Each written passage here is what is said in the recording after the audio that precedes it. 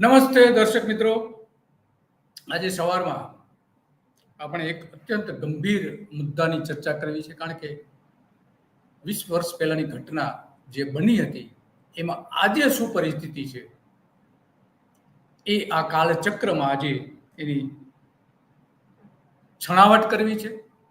છણાવટ એટલા માટે જરૂરી છે કે કચ્છના મુન્દ્રામાં જે અદાણી કંપનીનું મુન્દ્રા બંદર જે છે, મુન્દ્રા એસઇઝેડ છે, મુન્દ્રા એરપોર્ટ છે, મુન્દ્રા કોલોની જે છે, એની આસપાસ વણાયેલી આ કથા છે. કારણ કે 2005માં એ બધી ઘટનાઓ જે બની હતી પછી એમાં કેટલાક વાંધા અરજીઓ કરવામાં આવી હતી અને 2008થી લઈને 2010 સુધી એ બધી તપાસ ચાલી હતી.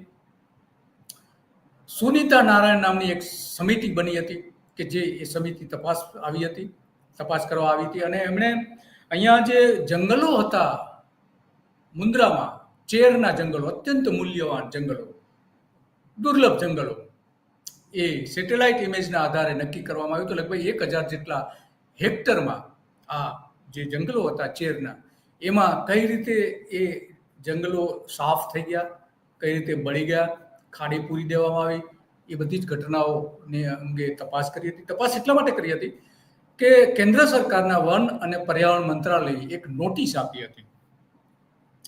એ નોટિસ કે જે આપણે આ જોઈ રહ્યા છીએ, આ નોટિસ આપી હતી 2010માં કે શા માટે તમને આજે ચેરના જંગલો જે છે એના માટે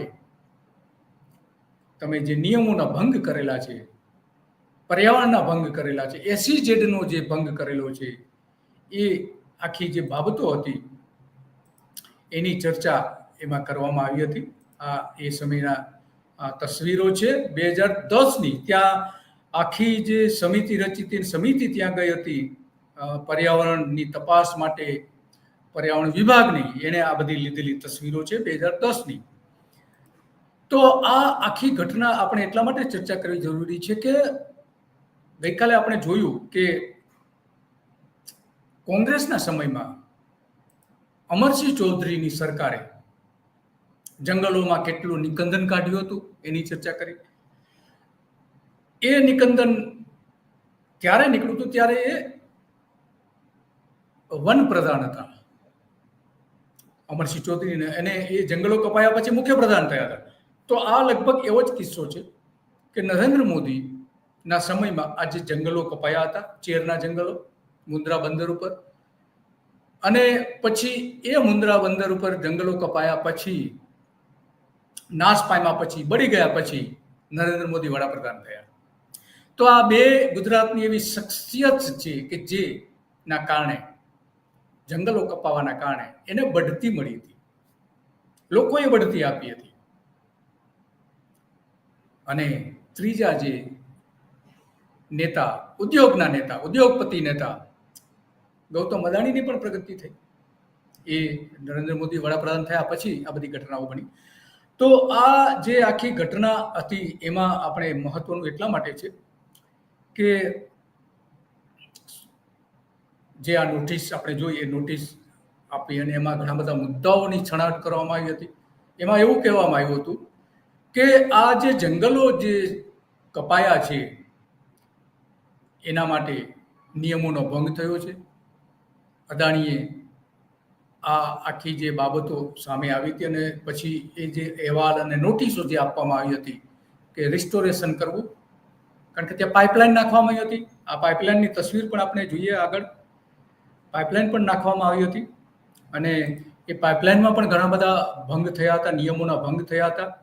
આ ત્યાંની અદાણીની જે કોલોની છે, એ કોલોનીનું દ્રશ્ય છે, એકદમ એસઇઝેડના વિસ્તારમાં છે. આપણે જોઈ શકીએ છીએ બંદરનું જે કામ એ સમયે ચાલી રહ્યું હતું અને આગળ જે ખાડી છે, ખાડીનો પ્રદેશ આપણે જોઈ રહ્યા છીએ. આ ચેરના જંગલો છે જેને મેંગ્રોવ્સ કહેવામાં આવે છે, અત્યંત મૂલ્યવાન દરિયાઈ જીવસૃષ્ટિ માટે એટલા મૂલ્યવાન છે કે એના કારણે માછીમારી મોટા પ્રમાણમાં થાય છે. માછલીઓને જે ખોરાકની જરૂર પડે એ અહીંયા પેદા થાય છે. દરિયાકાંઠો જે ધોવાતો હોય છે એ અટકે છે અને પર્યાવરણની જે આખી સાયકલ છે એ સાયકલમાં આ મેંગ્રુવ્સ અત્યંત મહત્વના છે, એ ત્યાં નિકંદન કાઢી નાખવામાં આવ્યું હતું. આ બધી જ નોટિસો આપવામાં આવી હતી અને એ નોટિસમાં આ બધી બાબતો એમાં રજૂ કરવામાં આવી હતી કે કઈ પ્રકારે ચેરના જંગલો કપાયા હતા. આ જોઈ શકીએ છીએ કે આવી હાલત હતી. આ ભારત સરકારની જે તપાસ સમિતિ હતી એણે આ તસવીરો લીધેલી છે. એ સમયની તસવીરો છે, 2010ની તસવીરો છે.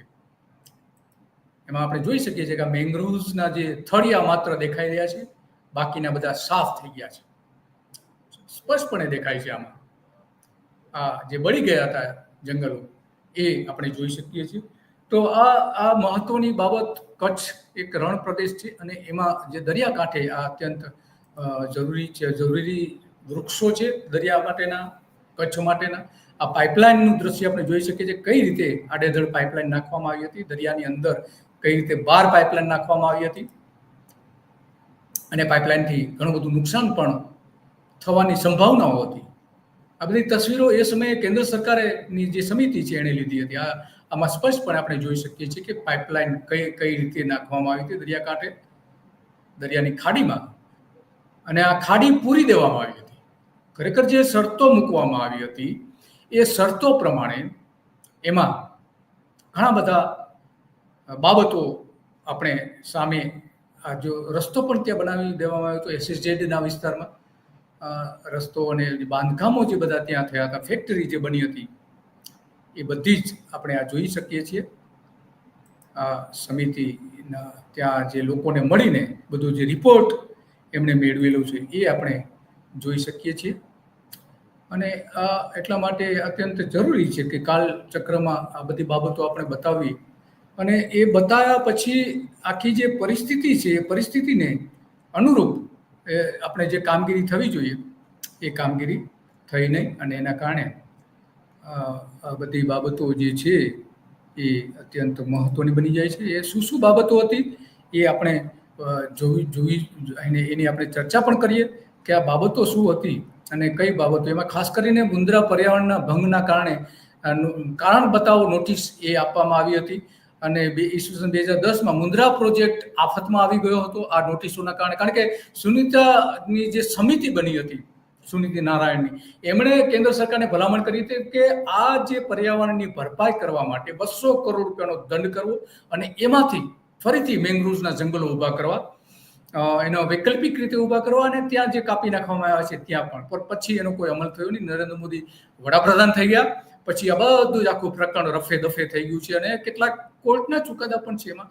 કારણ કે મુન્દ્રા પોર્ટ અને સેજની જે આ બાબત હતી, અદાણી વડાપ્રધાન થયા, કારણ કે વડાપ્રધાન જ્યારે 2014માં નરેન્દ્ર મોદી કેમ્પેન કરી રહ્યા હતા ત્યારે અદાણીના પ્લેનમાં ફરીને કેમ્પેન કરી રહ્યા હતા, અને હવે 11 વર્ષ પછી આજે આનું શું પરિસ્થિતિ છે એમાં કોઈ જ સુધારો થયો નથી.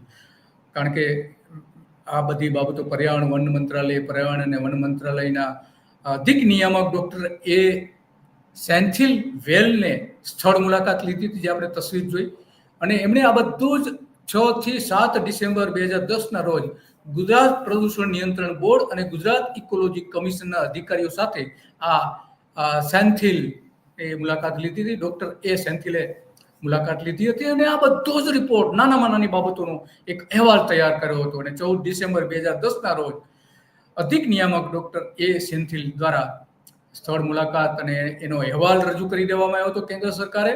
અને એમાં એવું કહેવામાં આવ્યું હતું કે પશ્ચિમ અને ઉત્તર બંદર સ્થળ પાછળના મેંગ્રુવ્સ વિસ્તારમાં ડ્રેનેજ મટીરિયલનો ઉપયોગ કરીને મોટા પાયે એ ખાડી પૂરી દેવામાં આવી છે.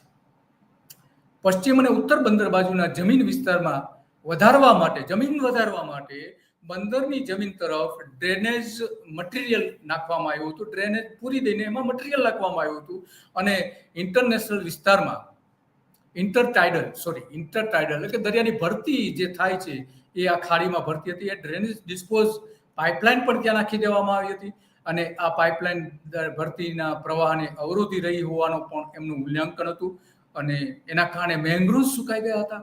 આ જે બધું થયું એના કારણે, અને એટલા માટે ઘણી જગ્યાએ મેંગ્રુવ્સ વિસ્તારમાં મોટા પાયે વિનાશ થયો હતો. ખાસ કરીને ઉત્તરીય બંદર અને બાજુના ડ્રેનેજ વિસ્તારોમાં પણ મેંગ્રુવ્સનું મોટા પાયે થયું હતું. ખાડી અને જે ક્રીક હતી એ ક્રીક પૂરી દેવામાં આવી હતી. આટલું મોટું શરતો જે મૂકવામાં આવી હતી એ શરતો પણ એનો પણ અમલ કરવામાં નતો. 2008માં હવાઈ મથક બનાવવા માટે એની મંજૂરી આપવામાં આવી હતી અને એના પણ કેટલાક વિવાદો હતા. અત્યારે એરપોર્ટ અદાણીનું જે એરપોર્ટ છે એના પણ કેટલાક એ સમયે વિવાદો હતા. તો આ જે સમુદ્રી ટાઉનશીપ બનાવી હતી અદાણીએ, જેનો આપણે તસવીર જોઈ, એ પણ એની સામે પણ કેટલાક વાંધાઓ આ નોટિસમાં આપવામાં આવ્યા હતા અને 12 જાન્યુઆરી 2009ના રોજ પત્ર દ્વારા અદાણી મુન્દ્રા પોર્ટ ને સેજ મુન્દ્રા વોટરફ્રન્ટ ડેવલપમેન્ટ પ્રોજેક્ટ માટે કોસ્ટલ રેગ્યુલેશન ઝોન ક્લિયરન્સ માટે પર્યાવરણીય મંજૂરી આપવામાં આવી હતી, પણ એમાં ઘણી બધી શરતો મૂકવામાં આવી હતી. એ બધી શરતોનો ભંગ થયો હતો. તો આવી અનેક બાબતો હતી કે જેના કારણે અદાણી વિવાદમાં આવ્યા હતા અને એ વિવાદના કારણે આજે આપણે ચર્ચા પણ કરવી પડે છે કે એ વિવાદો જે હતા એ આજે વડાપ્રધાન નરેન્દ્ર મોદી થયા પછી બધું જ ક્લિયર કરી દેવામાં આવ્યું છે.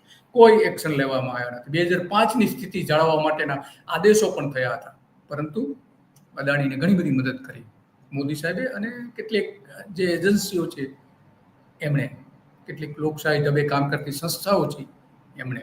અને આજે આપણે જાણીએ છીએ કે મુન્દ્રા પોર્ટ જે છે એ ધમધમી રહ્યું છે, સેજ ધમધમી રહ્યું છે, એરપોર્ટ ધમધમી રહ્યું છે, ત્યાંની કોલોનીથી લઈને. તો આવા અનેક પ્રકારના ત્યાં ભંગ થયા હતા, પરંતુ આજે એ બધી નોટિસો ક્યાં છે, શું છે, રફે દફે કરી નાખવામાં આવી છે. અને કેટલાક કોર્ટના આદેશો પણ હતા. ખાસ કરીને જે સમિતિ બની હતી, સમિતિએ 200 કરોડ રૂપિયાનો જે દંડની ભલામણ કરી હતી એ પણ નથી વસૂલવામાં આવ્યો.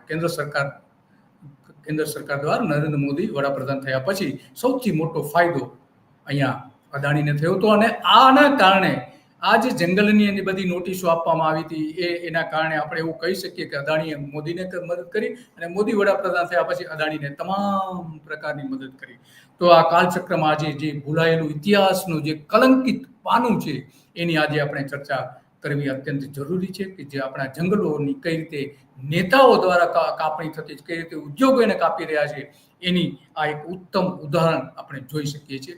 બસ આજે આટલું જ કાલચક્રમાં, અને રોજ સવારે 9 વાગે કાલચક્રમાં આવા જ વિષયો ઉપર આપણે ગુજરાતની ચિંતા કરીએ છીએ.